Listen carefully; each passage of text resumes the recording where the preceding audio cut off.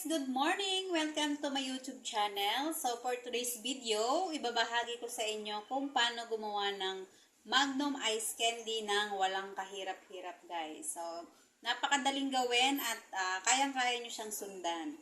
Okay, so ito yung ating mga ingredients. Meron tayong 1 kilo of condensed milk. So kahit anong brand yung gamitin nyo guys ay pwede. Meron tayong dalawang Angel Evap, kahit anong brand din, pwede nyo pong gamitin. Ito ay 410 ml. Meron tayong 1/4 kilo of sugar. Then, meron tayong chocolate. So, yung iba ginagamit nila ay yung chocolate bar. So, itong gagamitin ko guys ay yung chocolate fondue. So, nabili ko to sa supermarket. Kasi ito ay hindi nyo na kailangang tunawin pa. So, no hassle na sa papamelt ng ating chocolate. Ang bili ko nito ay nasa 342 sa grocery. Then, napakadaling gamitin. Ano na to guys? 1 kilo na to. Kaya, ganito na gamitin nyo para hindi na kailangan tunawin pa kasi ready na siya. Yan. Then, kailangan nyo ng ganito para mabilis nyong ilagay sa lagay ng ice candy. Then, ang gagamitin ko palang balot ng ice candy guys ay 1/3 by 10. So, ito yung ginagamit ko. Then, kailangan natin mag-provide ng water. So, ayan guys, umpisahan na natin yung paghahalo ng mga ingredients. So, itong ingredients na to guys ay pang business ideas. So, mga gustong magnegosyo, pwedeng-pwede to sa inyo. Na talaga namang magugustuhan ng inyong mga customer. Ito, kaya shinare ko ulit sa inyo guys, kasi kumikita ako at binabalik-balikan ng aking mga customer. So, lahat ng nalalaman natin, i-share natin sa iba para yung mga gusto mag-business ay magawa din po nila. Okay? So, ayan, nalagay ko na yung dalawang lata ng Evap. So, maglalagay na ako ng 1/4 kilo of sugar. 1/4 kilo of sugar. Yan. Then, yung 1 kilo of condensed milk. So, yung tubig natin, guys, ang ilalagay natin tubig ay, ito na yung gagamitin nating sukatan. Itong lata na to. So, isang lata lang ng tubig yung kailangan natin. Ito ay pang business idea. Okay, so maglagay tayo ng isang lata lang ng tubig. Yun lang po yung gagamitin natin. Yan. Para makuha din natin yung lahat ng natitirang gatas. Kasi sayang. Okay, then mix na natin.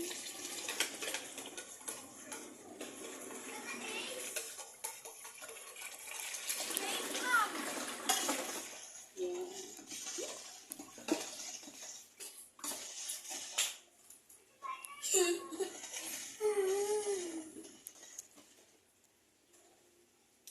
Mag-add pa ako guys ng kalahating tubig dito kasi sobrang tamis niya. Itansya natin yung tamis ng ating ice candy. Kasi baka maumay sila kasi meron pa tayong ilalagay na chocolate. Okay? Mix-mix lang natin hanggang matunaw. Yan. So, pwede na nating balutin. Dapat meron kayong cup na 1 and 3. 1 and 3 cup. So, ito yung gamit ko guys. Then, kailangan natin itong imbudo, then ito lagayan. Okay, so lagyan na natin ng chocolate itong plastic. Guys, mag-i-start na po tayo maglagay nitong ating chocolate. Yan. So, depende sa iyo guys kung gaano karaming chocolate ang gusto mong ilagay.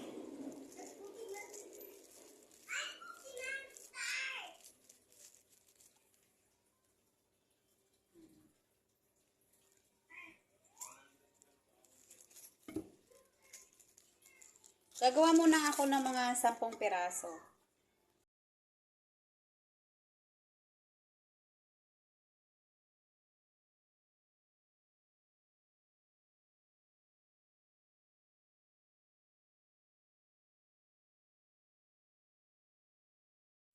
So, ayun guys, ganito yung gagawin nyo doon sa chocolate. Lalagyan nyo yung bawat plastic ng ice candy na ganito lang dapat siya. Okay, so then kailangan nyo pong mag-provide nitong cold water. Kasi pagkatapos po nating mabuhol yung ating ice candy, ilagay po natin sa malamig na tubig para mabilis pong tumigas yung chocolate fondue. Okay, then kailangan natin ng syempre, kailangan natin ng malinis na damit na pagpupunasan natin ng ating kamay. So, okay. So, start na po tayo ng pagbabalot. Ayan guys, mag-umpisa na tayo ng ating pagbabalot ng ating Magnum Ice Candy. Okay? So, flat muna natin ulit. Mas maraming chocolate, mas masarap. So, gagamit tayo ng 1/3 cup of measuring cup para pare-parehas yung sukat ng ating ice candy. Then, meron tayong baso dito para pagpapatungan natin ito. Napakaganda nito, guys. Okay.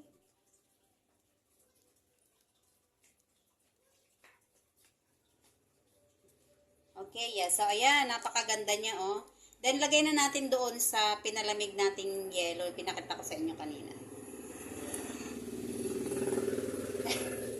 Ingay ng tricycle. Ano pa yung sound? Si Kuya George nakatingin na naman. Danak.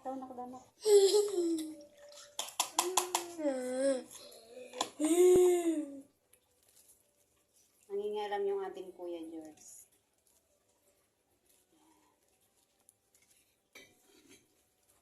Ang ganda niya guys, oh. Huwag nyo tipirin dun sa sa chocolate fondue. Para talaga namang masarap na masarap yung inyong ice candy. Then, syempre, magko-costing tayo mamaya, guys. Basta dyan, nagbibideo si mami, oh.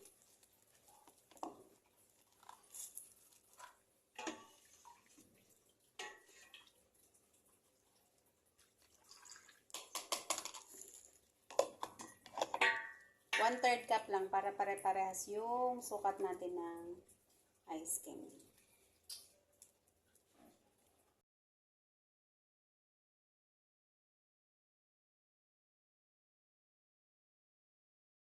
Ayan, ito na yung ice candy natin guys. Kailangan nyo ngang mag-provide ng malamig na tubig para mas mabilis tumigas itong chocolate. Yan. Makikita nyo ang ganda ng pagka-coated niya. Oh, hindi siya naghalo-halo doon sa mismong ice candy natin. Yan. Talagang chocolate na chocolate yung flavor niya. Yan. Magnum na magnum siya guys. Yan. Then ito, gugupitin ko yung dulo nito guys para tipidin tayo sa space sa ating freezer. Pisa na natin. Then mamaya costing tayo. Then guys, bilangin na natin kung nakailang piraso ba tayo. Okay, so bibilangin natin.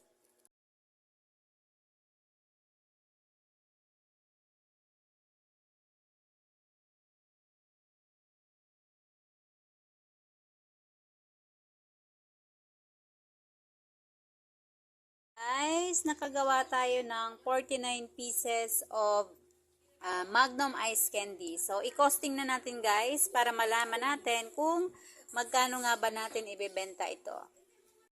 So, ayun na guys. Nailagay ko na nga sa freezer yung ating Magnum Ice Candy. So, naglalagay po ako ng plastic dito sa ilalim para hindi siya dumikit. Then, itong last na pang 49. So, medyo mahaba siya guys. Ito na lang yung magiging pre-taste natin. Okay? So, antayin na lang natin siyang tumigas. Then, ready na natin siyang ibenta. Okay? So, for today's, mag-costing na po tayo. Hello mga mami! So, ayan, natapos na natin yung ating ice candy at naibenta na rin po natin. ito pala yung mga ingredients na ginamit natin doon at kung magkano yung halaga. Ang nakalagay dito ay plastic, 6 pesos. Yung tubig, 3 pesos. So, nilagyan ko siya ng 3 pesos guys kasi yung ginagamit nating tubig ay mineral water. Then yung ibap, 64. Condensed, 105. 1/4 kilo of sugar, 20 pesos. Then yung chocolate fondue, 170. So, ito lang yung mahal sa ingredient natin guys kasi ito yung magpapasarap sa Magnum ice candy natin para maganda yung appearance, then masarap talaga siya kapag kinagat dahil may buo-buong chocolate. Then naglagay na rin ako ng kuryente, 30 pesos. Okay, so ang total niya ay 398 pesos. Dahil ang nagawa natin is nasa 49 pieces, so papatak siya ng mga 8.12 kada piraso. Dahil ibinenta ko nga po siya ng 15 pesos, kaya nagkaroon ako ng 735. So, dahil 735 yung nabenta natin, syempre, ililes natin yung magkano yung nagastos natin. So, iles natin yung 398, kaya meron tayong kikitain na 337, okay? So, kahit ibenta nyo siya guys ng 2.25, meron pa rin kayong kikitain na magkano rin, nasa 202 din kapag binenta nyo siya ng 2.25. So, depende pa rin po sa costing nyo kung magkano nyo ibebenta yung ice candy nyo para makita nyo kung may tutubuin din kayo guys. Okay? So, kailangan nyo lang ilista kung ano yung mga nagastos para alam nyo kung magkano nyo ibebenta yung ice candy nyo. Okay? So, sana may natutunan po kayo sa video na in-upload ko at na-share sa inyo na pwede nyong gamitin dagdag sa inyong hanap buhay. At least pambili ng ulam guys, 'di ba? Okay na. So, thank you guys. Thank you for watching. Sana may natutunan kayo sa video na to. Bye-bye. Please like and support my YouTube channel para lagi po kayong updated sa mga video na i-upload ko. Thank you.